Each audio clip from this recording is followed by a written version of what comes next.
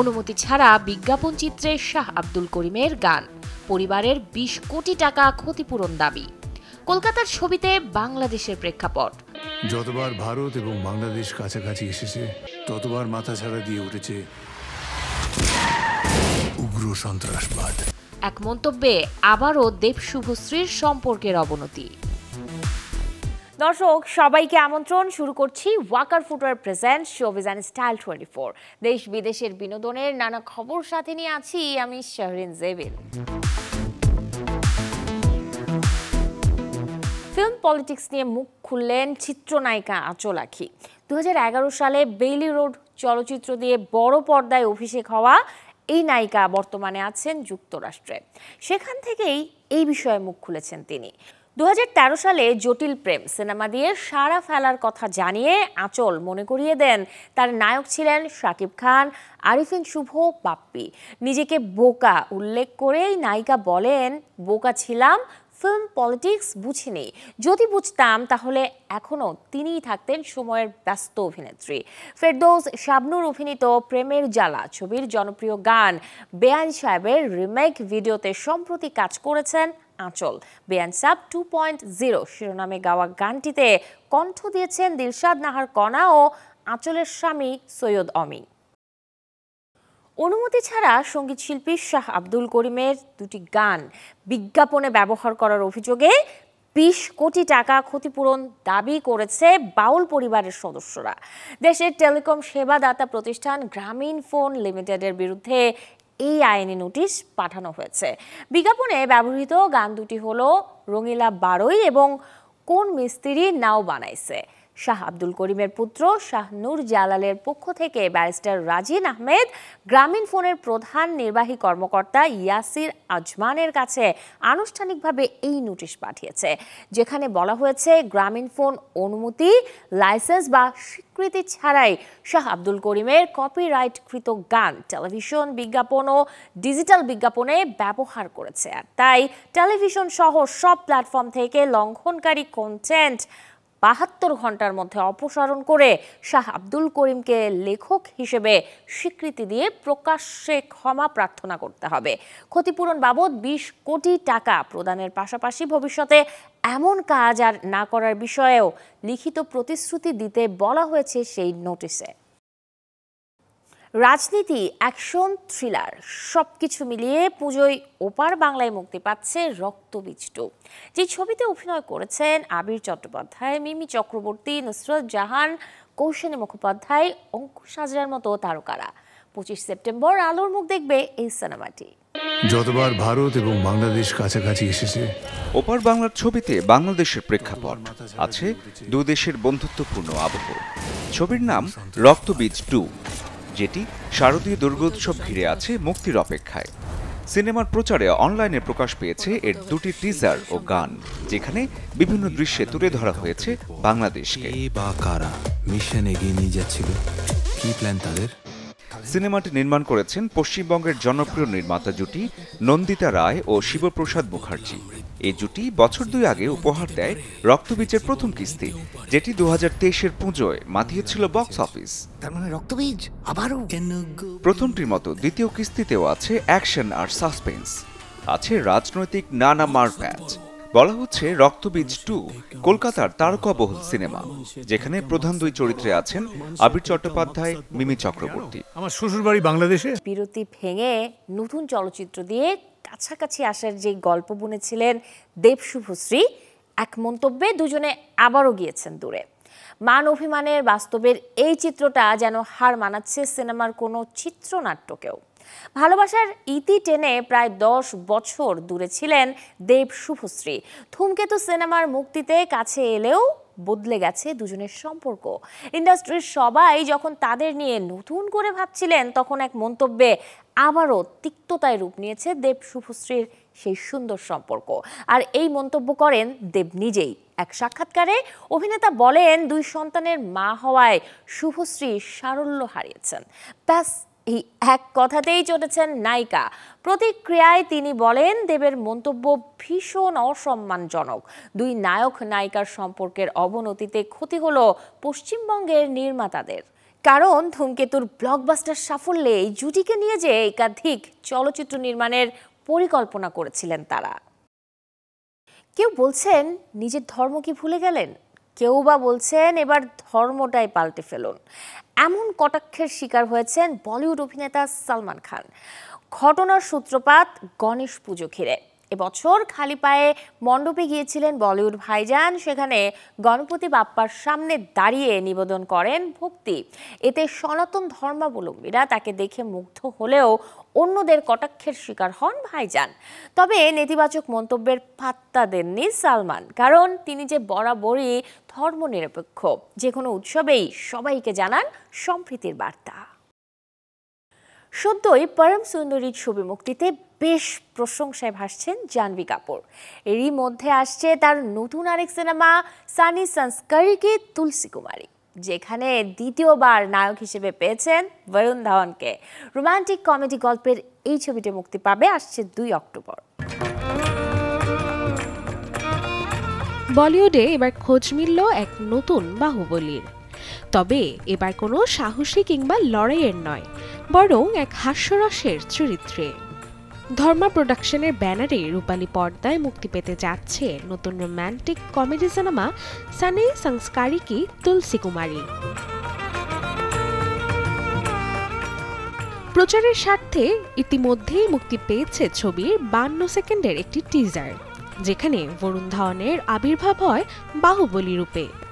কিন্তু তার বন্ধুর খোঁচায় উঠে আসে মজার এক ডায়লগ, রণবীর সিং এর ধুতি পরা প্রভাসের মতো লাগছে বরুণকে। আর এতে নায়ক স্পষ্ট করে দেন তিনি কোনো বাহুবলী নন, বরং সংস্কারী সানি। শশাঙ্ক খাইতানের লেখা ও পরিচালনায় নির্মিত এই ছবিতে মুখ্য ভূমিকায় রয়েছেন বরুণ ধাওয়ান, জাহ্নবী কাপুর, সানায়া মালহোত্রা ও রোহিত সারাফ। ছবির টিজারে এই সব কিছুর পাশাপাশি আরও দেখা যায় বরুণ জাহ্নবীর প্রেম ও নানা খুনসুটিও। আসছে 2 অক্টোবর প্রেক্ষাগৃহে মুক্তি পেতে যাচ্ছে কমেডি ও রোম্যান্সের মিশেলে তৈরি সিনেমা সানি সংস্কারি কি তুলসী কুমারী, যা দর্শকদের উপভোগ করাতে যাচ্ছে এক ভিন্নধর্মী প্রেম কাহিনী। Desk report, channel 24। স্টিফেন কিংয়ের লেখা উপন্যাসের গল্প এবারে দেখা যাবে হলিউডের পর্দায়। ছবির নাম দ্য লং ওয়াক, যেটি পরিচালনা করেছেন দ্য হাঙ্গার গেমস খ্যাত নির্মাতা ফ্রান্সিস লরেন্স।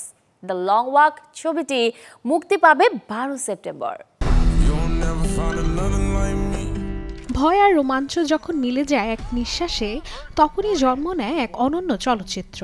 স্টিফেন কিংয়ের কলমে জন্ম নেওয়া শিহরণ জাগানো উপন্যাস দ্য লং ওয়াক এবার আসছে রূপালী পর্দায়, যেখানে হাঁটতে হাঁটতে উন্মোচিত হবে বেঁচে থাকার নিষ্ঠুর খেলা আর মানবিকতার সীমাহীন পরীক্ষা। আসন্ন এই American dystopian horror thriller the long walk সিনেমাটি পরিচালনা করেছেন দ্য হাঙ্গার গেমস খ্যাত ফ্রান্সিস লরেন্স, যেটি 1979 সালে প্রকাশিত স্টিফেন কিংয়ের উপন্যাস অবলম্বনে তৈরি। দ্য লং ওয়াক সিনেমাটির গল্প মূলত এক ভিন্ন পৃথিবীর প্রতিচ্ছবি, যেখানে কিছু তরুণকে বাধ্য করা হয় মৃত্যুর প্রান্তে হাঁটার খেলায়।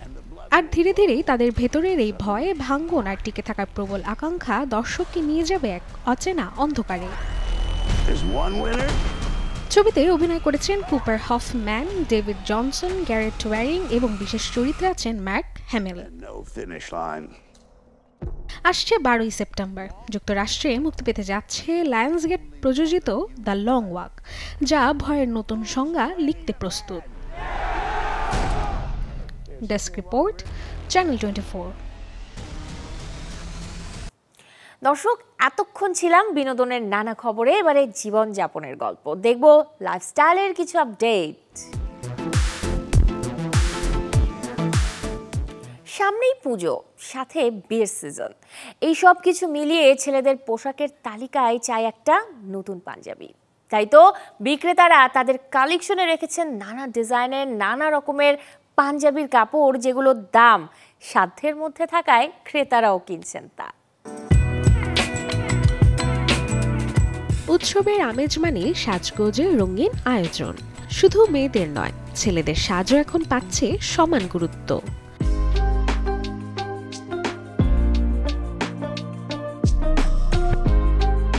তাই তো ঢাকার গাউসিয়া নিউ মার্কেটে জমে উঠেছে ছেলেদের পাঞ্জাবি ও শেরওয়ানির কাপড়ে, যেখানে কম দামে মানসম্মত কাপড় পেয়ে ক্রেতাদের ভিড়ে মুখরিত হয়ে উঠেছে বাজার।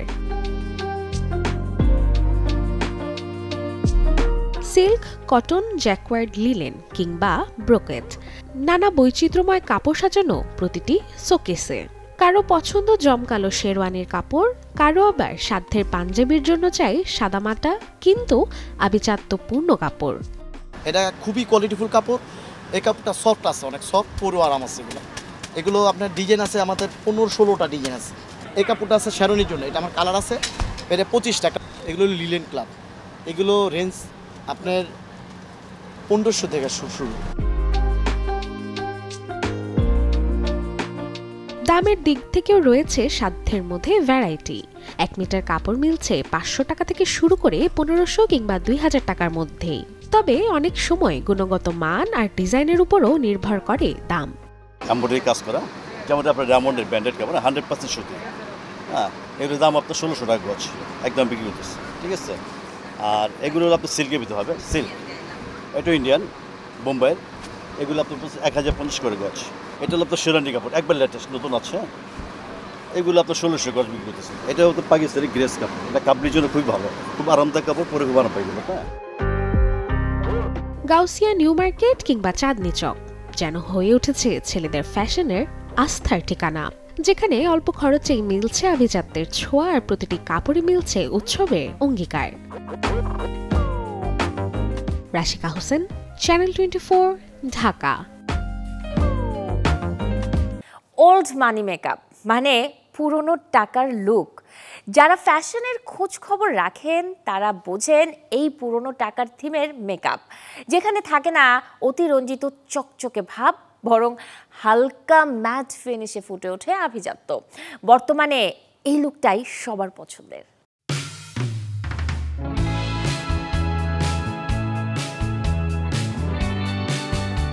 শার্লট ইয়র্ক তার সেক্স ইন দ্য সিটি সিনেমায় নিয়েছিলেন এরকম ওল্ড মানি মেকআপ। ফ্যাশনিস্টদের কাছে যা বরাবরই রাখে বিশেষ আবেদন। এই ওল্ড মানি মেকওভারটা আসলে কেমন? পরিশীলিত, স্বচ্ছ এক সৌন্দর্য, যেখানে বাড়তি সাজসজ্জার ছাপ থাকবে না। রঙের প্যালেটও হবে মোলায়েম এবং শান্ত। গাঢ় রঙের ব্যবহার হলেও সেখানে থাকবে না চকমকে ভাব। এই মেকআপের জন্য হালকা বেস দিয়ে শুরু করুন। ফুল কাভারেজ ফাউন্ডেশন ব্যবহার করলেও যেন ভারী ভাব না আসে সেদিকে খেয়াল রাখুন। হালকা ফাউন্ডেশন বা টিন্টেড ময়েশ্চারাইজার এখানে ভালো কাজ করবে। আইশ্যাডোর পরিবর্তে ব্রোঞ্জার স্টিক বা ব্রাউন কনসিলার ব্যবহার করতে পারেন। এতে চেহারায় একটা সফট টোন লুক থাকে। ম্যাট বা স্যাটিন ফিনিশের রেড লিপস্টিকও পরতে পারেন। সন্ধ্যার পর যে কোনো আয়োজনে ফুটে উঠবে গর্জিয়াস ভাব। আর সারা দিনের জন্য বেছে নিন হালকা রঙের লিপস্টিক, হতে পারে নুড বা হালকা গোলাপি। চোখ সাজাতে ব্যবহার করতে পারেন বাদামি বা mauve shade. Clear brow gel দিয়ে আইব্রোগুলোকে ব্রাশ করে নিন, আর এতে করে স্বাভাবিক ভ্রুয়ের রঙেও লাগবে পরিপাটি। ছোট চিকন টানা আইলাইনার সাজিয়ে আনে পরিশীলিত ভাব, আর এতে অতিরিক্ত সাজানো মনে হয় না।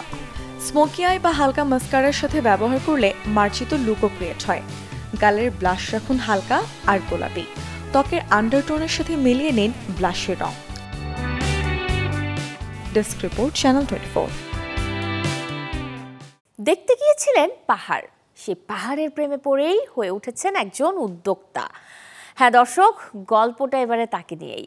মূলত ভ্রমণ পিপাসা মেটাতে পাহাড় অঞ্চলের প্রেমে পড়েন তিনি। এরপর এই ঘোরাঘুরির খরচ মেটাতে শুরু করেন পাহাড়ি পণ্যের ব্যবসা, যেসব পণ্য ঘরে বসেই পাচ্ছেন রাজধানীর ক্রেতারা। গল্পটা একজন ভ্রমণপ্রেমীর, একজন সাঁতারুর। নাসির আহমেদ সৌরভ পাহাড় আর নদীর প্রেমে যিনি ছুটে বেড়ান এ প্রান্ত থেকে ও প্রান্তে, আর ঘুরে বেড়ানোর এই অভ্যাস তাকে বানিয়েছে উদ্যোক্তা।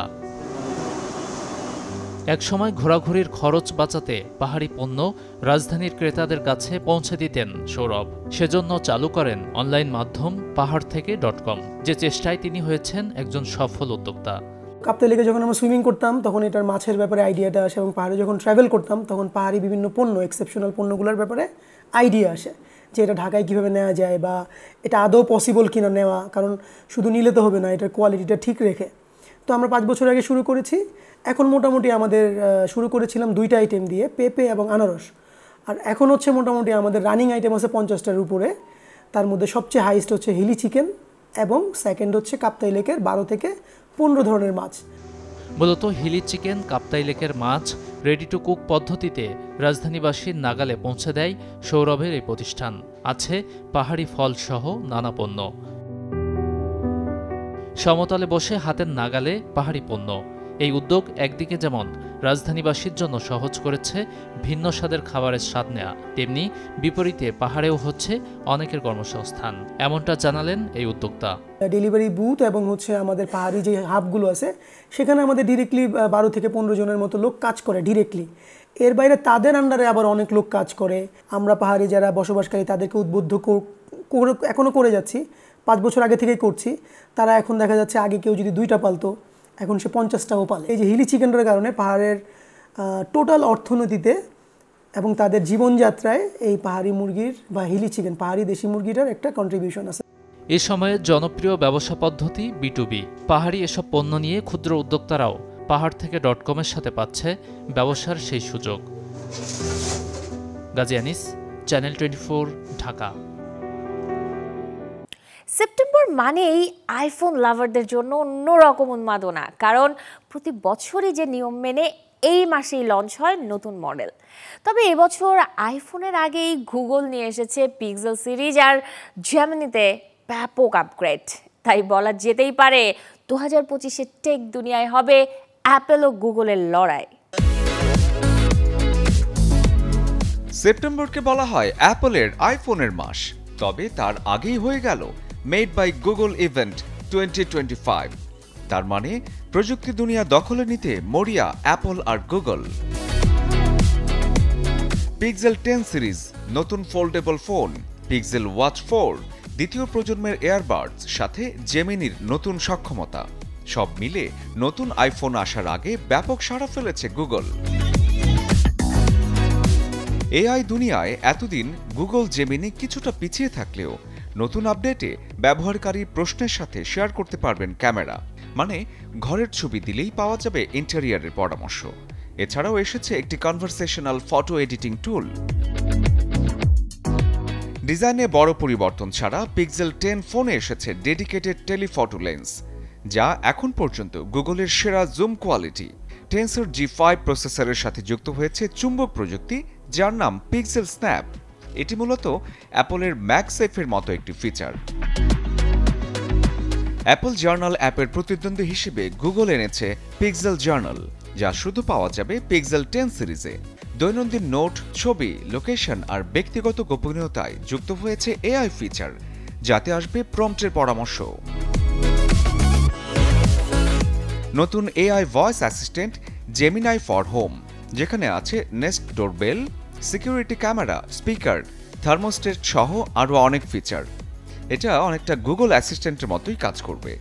শুধু একবার বলুন, হে গুগল। অ্যাপল কিংবা গুগল, যে যাই ব্যবহার করুন না কেন, জীবন আরও সহজ হবে। শরীফুল হক, চ্যানেল 24। এই ছিল আজকের Walker footwear presents showbiz and style 24 এর আয়োজনে।